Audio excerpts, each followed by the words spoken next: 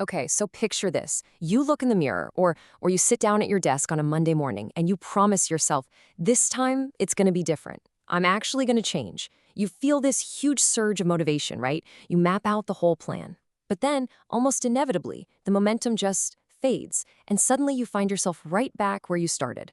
Welcome to this explainer where we're going to unpack one of the most universal, frustrating human experiences, why we struggle so profoundly to change ourselves, whether that means starting a new habit, quitting a toxic one, shifting careers, or just trying to become a better version of who we are. I am incredibly excited to share this with you today, because once you understand the hidden, ancient machinery operating inside your head, it's literally going to shift the way you look at your own mind. Why is change so hard? I mean, it's a deeply personal question, isn't it? When we fall back into our old routines after just a few days, the first thing we usually do is judge ourselves hard. You might tell yourself, oh, I'm just lazy, or I don't have enough discipline, or maybe you convince yourself that you're just not mentally strong enough to see it through. But what if I told you that absolutely none of that is true? What if the real reason is actually hidden inside a complex, highly evolved survival system? Today, we're diving deep into the science and the evolutionary psychology behind your brain's intense resistance to change. Wake up earlier. Exercise consistently. Stop procrastinating. Quit scrolling. Chase your dreams. Sound familiar? We've fired these goals off in our heads all the time. But look, the reason you struggle with these isn't about a lack of willpower. Falling back into old habits is not a moral failing. Your brain isn't resisting change because it wants you to fail. It's resisting because it has been fundamentally designed to do exactly that. To understand why, we have to completely flip our perspective and look backward. Let's dive right into part one, ancient survival instincts. To really grasp why you can't seem to put your phone down or start that new project, we need to radically shift our narrative and travel roughly 100,000 years into the past. We have to look at the environment where the human brain actually evolved. In that prehistoric world, the familiar was the absolute safest choice. Trying something new, that carried real, deadly danger. I want you to really picture this life. Every single day was steeped in massive uncertainty. You had predators hiding in the brush. Finding your next meal was never guaranteed. One wrong decision, like eating the wrong berry, exploring a new cave, taking an untested path, could literally cost you your life. In that terrifying world, the path you knew, the people you already trusted, those were the things that kept you breathing. So natural selection ruthlessly rewarded brains that avoided unnecessary uncertainty. Generation after generation, this intense survival strategy became deeply hardwired into the human mind. Which brings us to part two, ancient brain, modern world. We are currently facing a massive evolutionary mismatch. Your brain is a magnificent piece of survival hardware, but it was calibrated for an environment that simply doesn't exist anymore.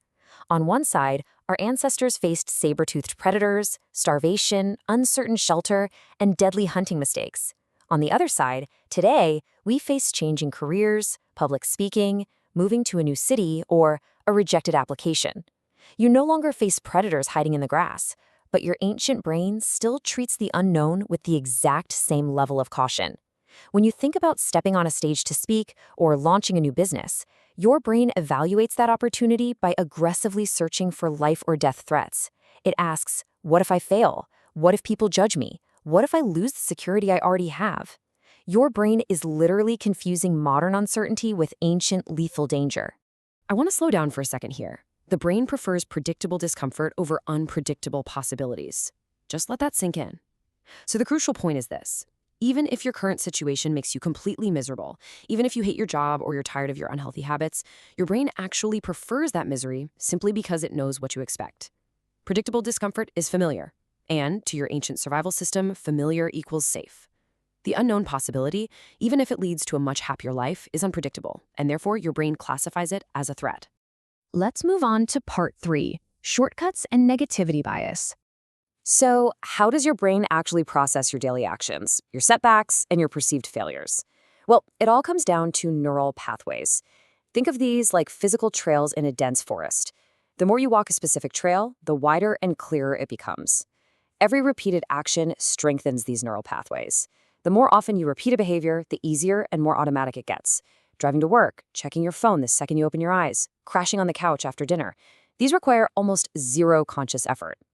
But when you try to change a habit, your brain has to stop using that easy, paved highway and start hacking through a thick, overgrown jungle to build an entirely new pathway. That takes a massive amount of energy, and your brain loves to save energy. So those bad habits you hate, that's not self-sabotage. That is just your brain choosing extreme biological efficiency. But the challenge doesn't stop with energy efficiency. You also have a negativity bias. It's an evolutionary trait where the brain remembers painful experiences far more vividly than successful ones. Think about our ancient ancestors again. If they tried a risky hunting strategy and failed, the consequence was death. Because mistakes carried such an enormous, permanent cost, our brains evolved to pay a disproportionate amount of attention to failure. This is exactly why one setback at the gym or one harsh piece of feedback at work feels artificially devastating. Your brain holds on to that negative emotion tightly to warn you, hey, never take that risk again. It's a negativity bias making you believe that change just isn't worth the emotional danger. This brings us to a pretty stark reality. Your brain wants stability and a world that changes every single month. You are basically running an ancient operating system in a modern world. Human civilization, technology, careers, social expectations, they've all transformed infinitely faster than human biology.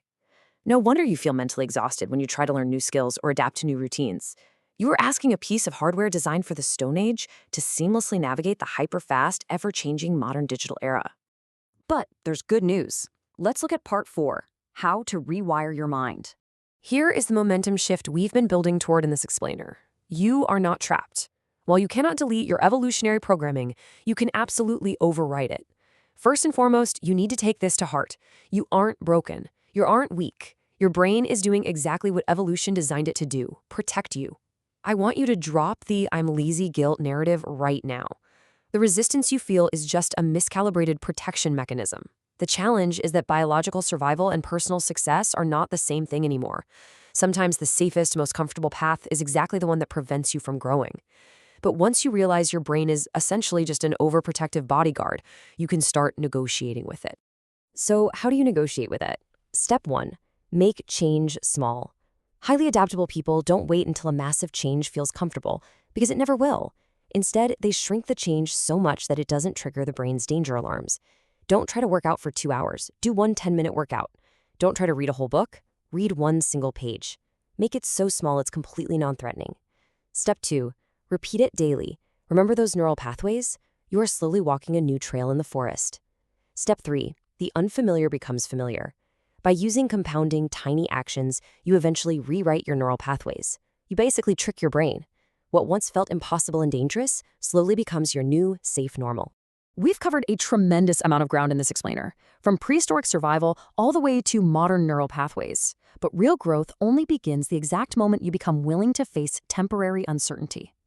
Every confident person, every entrepreneur, athlete, and artist you admire once stood exactly where you are right now, terrified of the unknown. The only difference is they took that tiny first step anyway.